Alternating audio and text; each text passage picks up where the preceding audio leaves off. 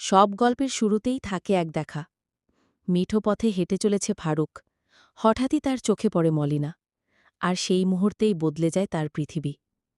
মলিনার হাসিটা ছিল ঠিক নদীর মতো, শান্ত, গভীর আর টেনে নিয়ে যাওয়ার মতো। ফারুক বুঝে গেল, এই হাসির পেছনেই লুকিয়ে আছে তার স্বপ্ন।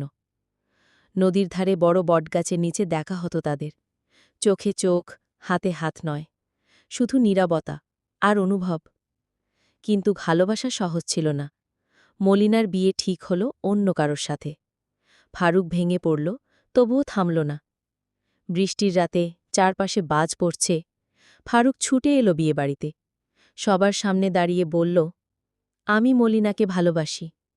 ভালোবাসা যদি অপরাধ হয়, আমি সেই অপরাধ স্বীকার করি।